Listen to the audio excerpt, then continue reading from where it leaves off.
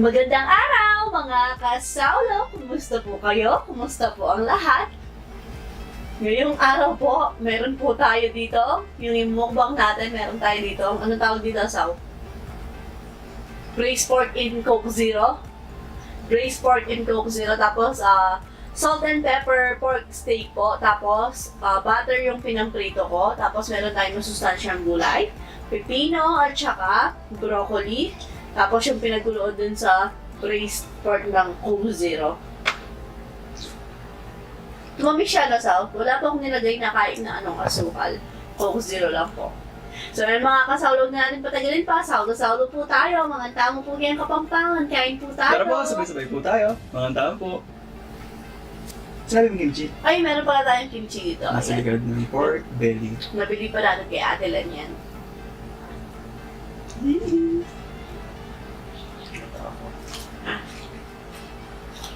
Pork steak.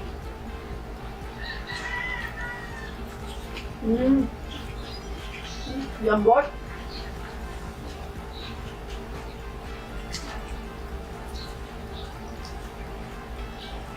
Mm-hmm.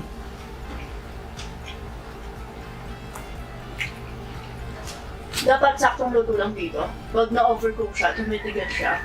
Baligtad. Kala mo niya, alam niya.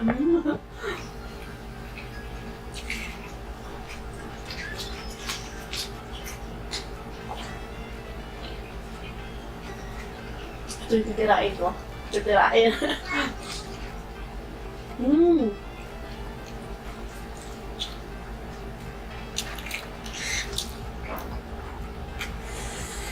Buhay ka.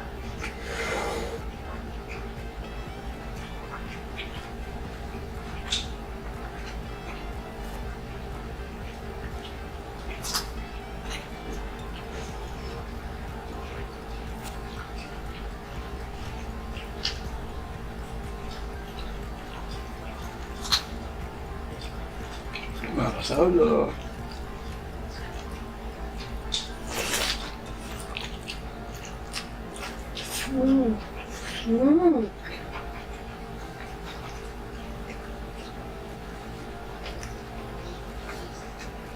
Bakit na mo, Saw?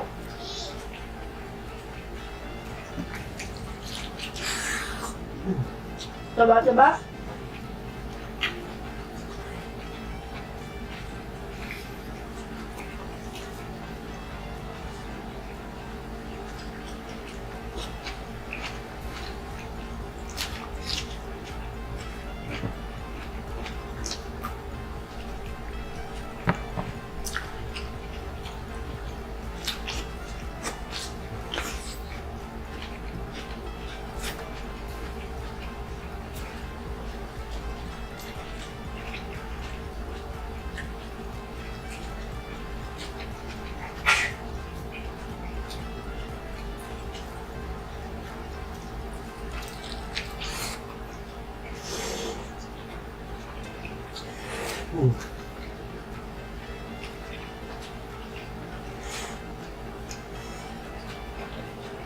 Init pa.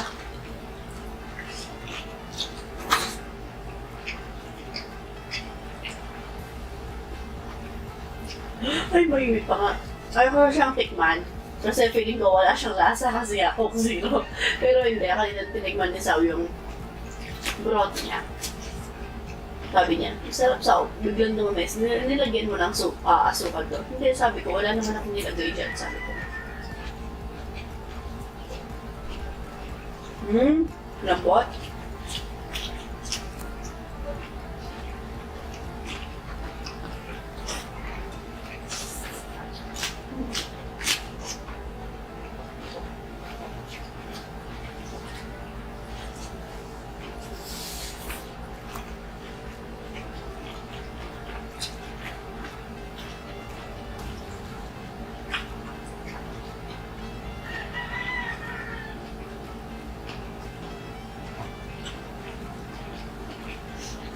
Tuloy-tuloy ah.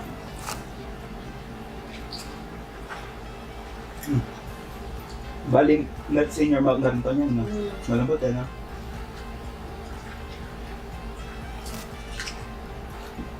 Lagyan nga natin ng kimchi.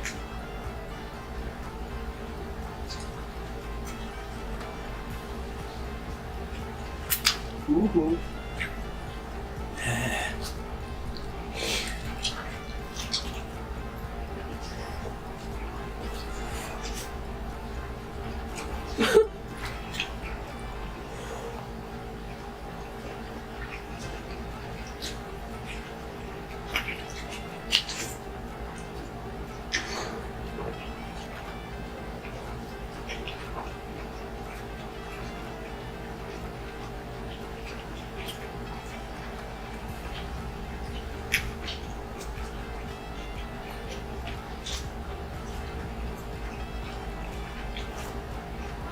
Sarap lamagin ng taba.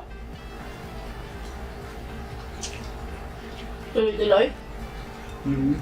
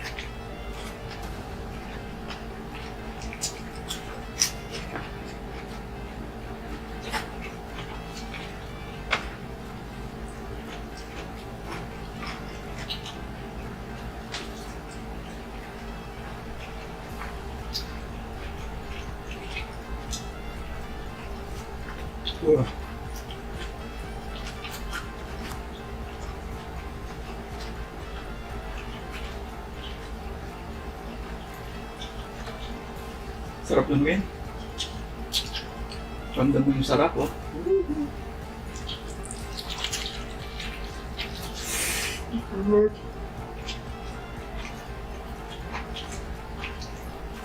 Ang tamis po pero walang sugar. Hindi siya mabigat.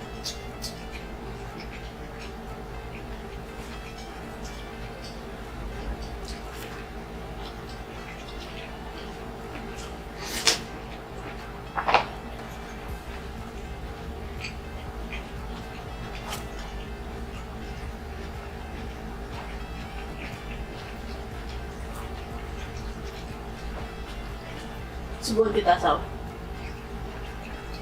Bigyan natin kimchi. Uy! Subuhan natin si Saw.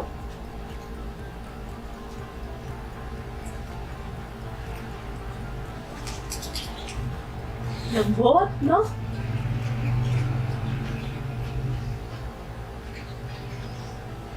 Sarap. Ay, thank you, Lord.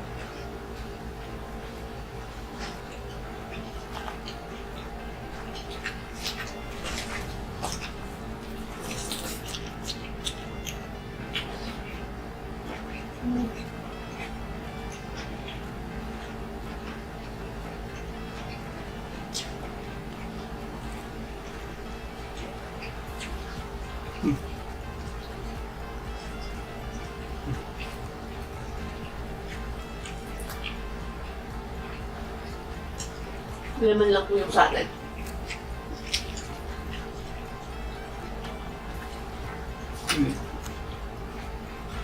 Hindi ka?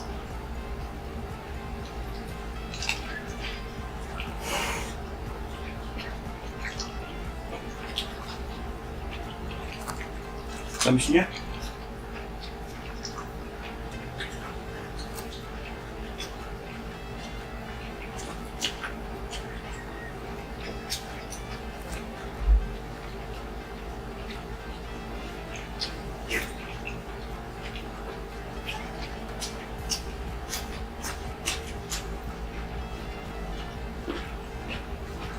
Mm.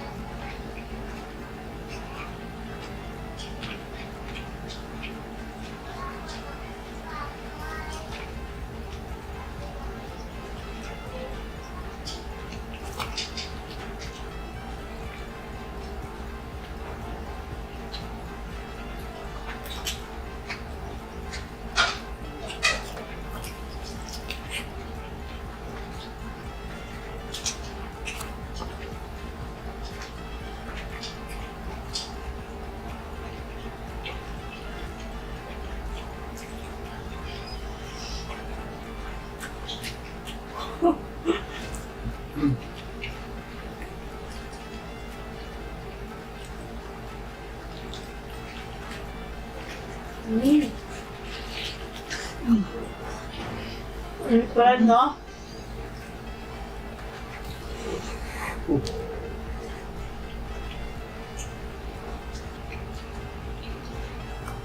Mm.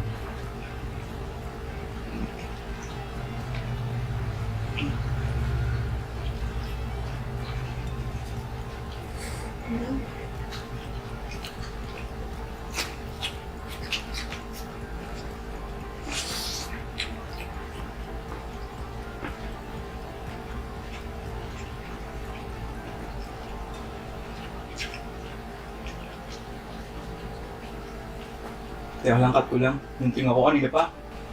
Uy, grabe, nahirapan ako dun ah. Grabe yung siksik.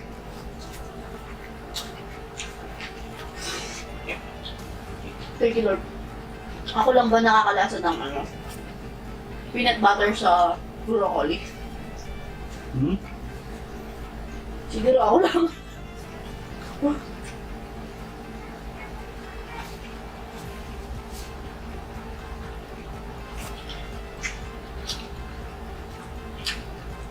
Tipirin. Mm. Wala na sarap.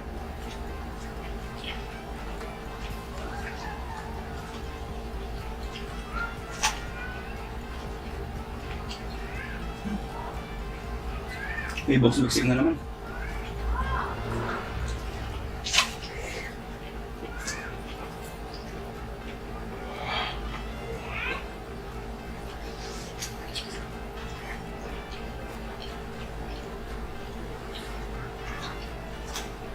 Oh.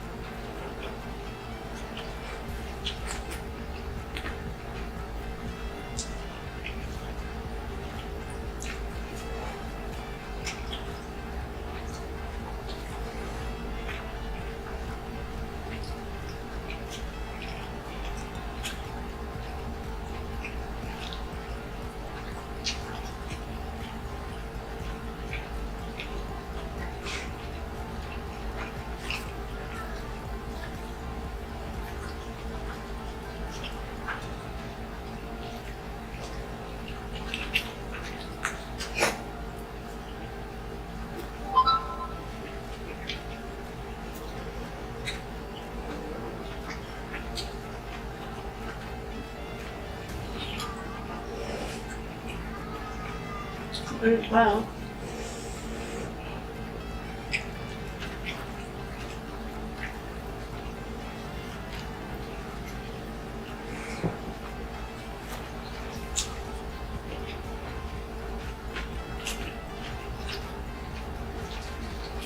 Mm.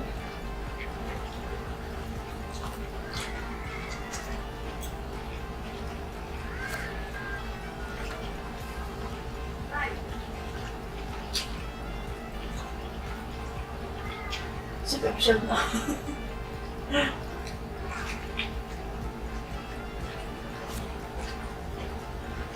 May ngipin na po pala siya, no? Si Pong.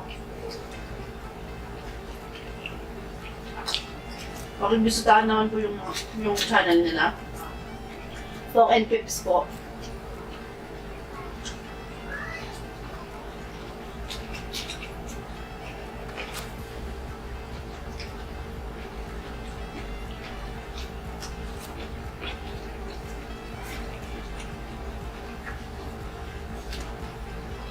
Medyo na busy sila eh, kaya wala silang upload. Si Ed Paul, pinag-drive po yung ate ko. Tapos si Pips naman. Nung araw nagko-construction siya ngayon, nagpapahinanti siya sa ano, sa Alablac. Nagkakargador yata siya ng halablakan. Malapit na daw kasi yung birthday niya, kaya Nag-iipon. yun po.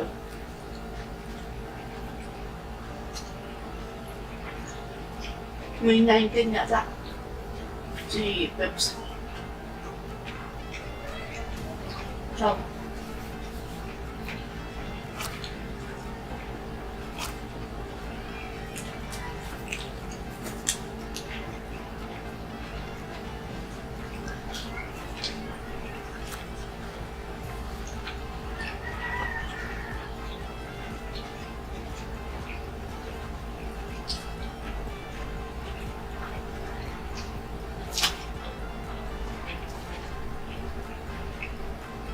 Usapang trabaho.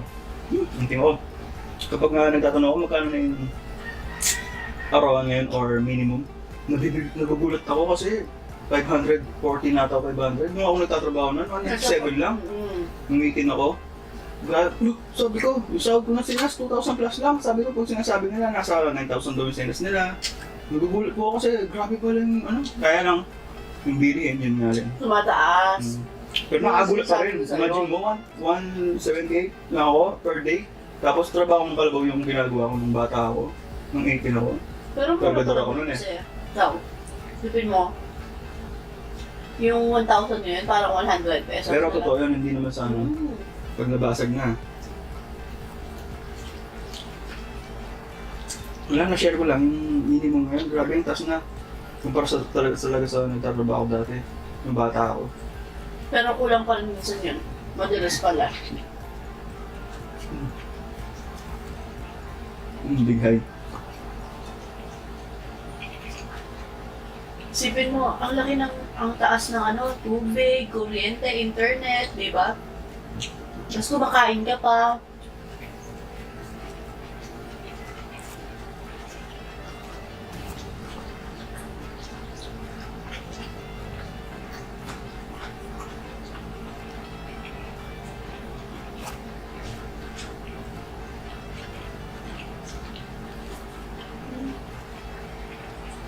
Ewan ko ba, kaya ayoko na po magpagtrabaho.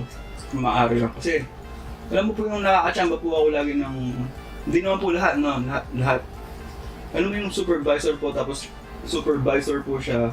Galing po siya dati sa kung ano po yung trabaho ngayon.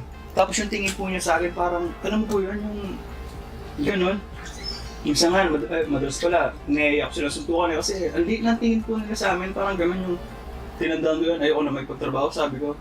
Kumara lang kung makapagnegosyo, magnegosyo, gano'n. Hindi ko po nilalahat, no? Kasi imagine yung manager po, ang bait niya, tapos yung supervisor, inilang ko lang po siya kasi siya lang naman po, hindi naman po lahat. Kasi ganun po siya dati, tapos hindi niya alam kung saan siya galing dati. Yung ano po yun, nakakasama ng loob. Yung hindi niya alam kung ano siya dati. Nakakasyamba po ako lagi ng ganun ng supervisor, wala naman akong ginagawa. Hindi naman literal na wala ginagawa, talaga nagtatrabaho na maayos. Pinag-iinitan niya ako, ganun. Baka mainit ng dugo niyo sa'yo kasi pogi ka.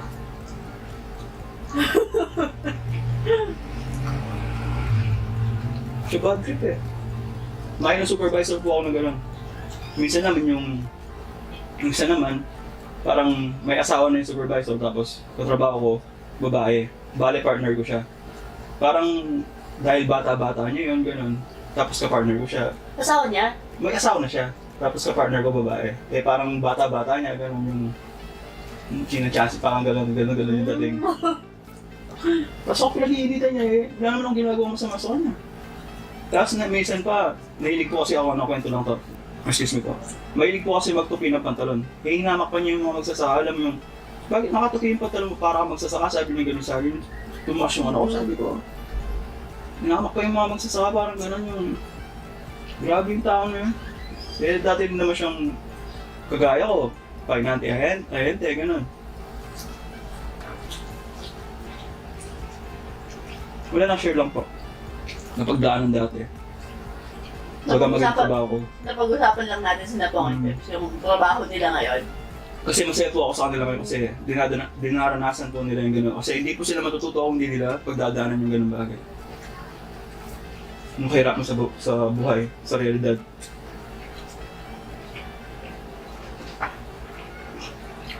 Grabe po yung napagdaanan ko nun. Binata ako tapos nung asawa ko na siya. Bago lang kami sa katrabaho ko, wala akong pera, 5 piso lang. Tapos nilakad mo sa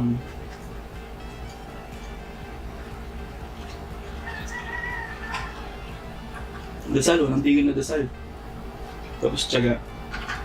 Although nahihirapan pa rin po kami hanggang ngayon. Compare sa buhay po namin dati. Mas mahirap po dati. Ngayon, kahit ano, saktong ano lang, nakabayad ng kuryente, nakakakain 3 beses sa isang araw, yung hindi nagugutom yung bata. Ayun po yung hiniling ko ngayon sa Diyos. Masaya na po ako na po yung buhay ko ngayon. Yung nakakain yung pamilya ko, yung pamilya, ganyan. Yung walang nagkakasakit. Yun lang po, sapat na sa amin. Hindi na ako, tapos na ako sa sabi ako, gaya po nung sabi ko, pang mundo, tapos na po ako doon. Wala na po ang ibang hag, kundi makapunta sa langit. Kaya mga kasawlo, ang tawag natin dito, i-goal po natin na mapunta po tayong lahat sa langit. Kaya magiging mabuting tao kapag yun yung binool mo. Sabi nga po, kahit mahaba na tayo, kwentuhan na tayo. Marami daw dadaan doon sa maluwang na daan. At kakaunti lang ang makakaraan doon sa napaka-iksing daan. Pilitin po natin makapunta doon, makadaan doon. Para makasama po natin yung Panginoon natin si Jesu Cristo. I-goal po natin yung mga kasawlo.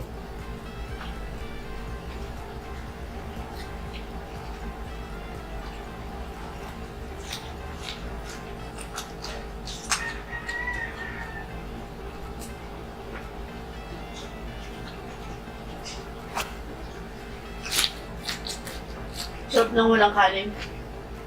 Busog ka pero di mo masakit sa tiyan.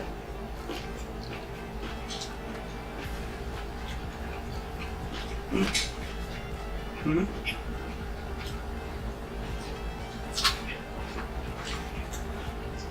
Sayang.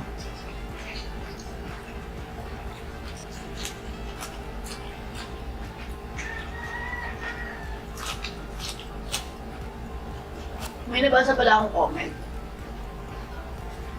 Paano daw kung ako gusto ko mag-rice tapos gano'n. Hindi po ako po yung nagsabi kay Sao na mag-low carb ulit siya.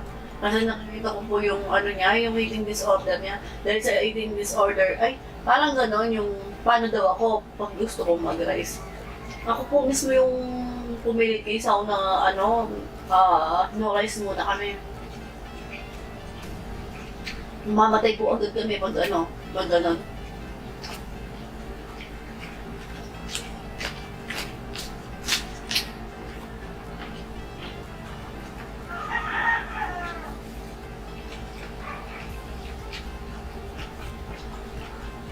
Tsaka mas masaya po kung ganito yung kinakain ni Sao. Kesa sa unhealthy. May nag-comment nga dati, nakalimutan ko na yung pangalan niya. Naawa daw siya sa'yo or ano, kasi parang ikaw daw yung dahilan ng channel natin tapos kinakain ko mga low carbs, gano'n. Kumbaga, kawawa daw. Kaso, inintindihan niya, kaso nangyari lang, ako yung inintindi mo, parang gano'n yung nangyari. Hindi po. Kaya ka nabuo yung channel natin na to eh. Kasi hindi naman puro kain lang tayo dito. Para maka-inspire din po tayo. Lalo-lalo na po yung... Diba, sabol pa naman yung sinusunod dati na diet ni Sao. Kumbaga, para maka-inspire tayo kahit kain kami ng kain. Hindi naman... medyo lumubo ng konti pero di naman ganun talaga, diba, Sao? Wala na yung kinakain natin, yung talaga. Kasi kasalanan po yan kung niluluwa natin siya or sinusuwa. Yun po, doon po nagiging kasalanan yun sa katakawan mo. Nasa Bible din po yun. Kain ka ng marami tapos isusuka mo or iluluha mo lang. Sa Bible yun, Kasalanan di po ba? sa Diyos. Nabasa ko sa Old Testament. Nung mga Israelita. Sinaw ng Israelita.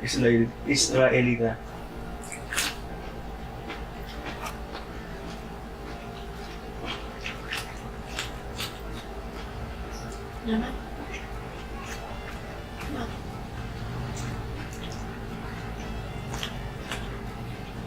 Tsaka, sobrang gaan sa pakiramdam ng low carb. Tapos di tinatamad yung katawan mo. Kasi di mabigat eh.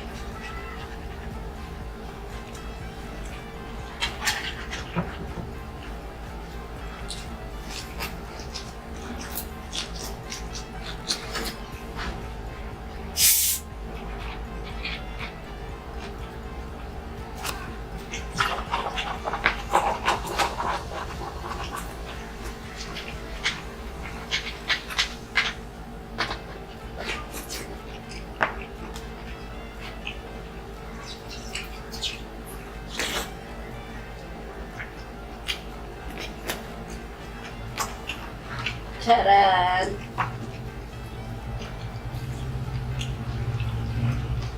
Tsaka nakaka-blooming. Yung low carb. No, hindi ka bloated, gano'n.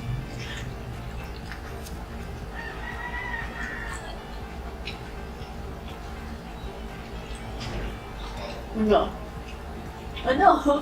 Dahil yung oras po natin kaya medyo tingnan niyo po, halos mga 28 minutes, ganun yung oras natin kasi hindi ko po siya pwedeng i-cut or laging may cut kasi nga po dahil medyo mas marami po yung kinakain natin. Since first mga naunang video pa po natin, nabanggit ko na po kasi baka dinadaya parang ganun.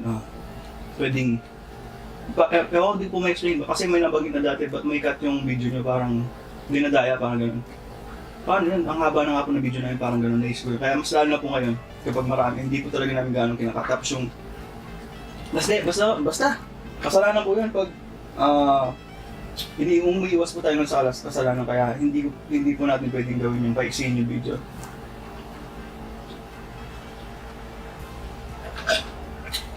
Sarap kumain. Yung may mga cut-cut, yung may mga nasasamid, tapos yung may pinuubo, ganyan, sumisipot. Yan Tapos po. may nabasa ba akong comment? Excuse me po. Ayan, excuse me po. Yun po yung kinakat natin. Pag ginagay niya ko daw, pag ginagay niya ko daw, parang sinusuwa ko daw yung pagkain. Naku, kasi mo naman yun, sabi ko. Eh di, pag gano'n mo, mahuhulog. Eh, lagi ko pong pinapupunas to, parang Minsan mag-live tayo. hindi pwede. Yung battery natin kasi. Tapos, Wala tayo sa minutes. Ayan, malambot sa camera ng cellphone. So yun na nga po mga kasawla, bago tayo mamatayan ng camera. At dito na po nagtatapos ang ating braised pork sa Coke Zero mukbang and pork steak mukbang. Dun sa susunod, paalam, maraming salamat po. Ingat ang lahat. God bless us all po. Ah, lobat ka, Sam!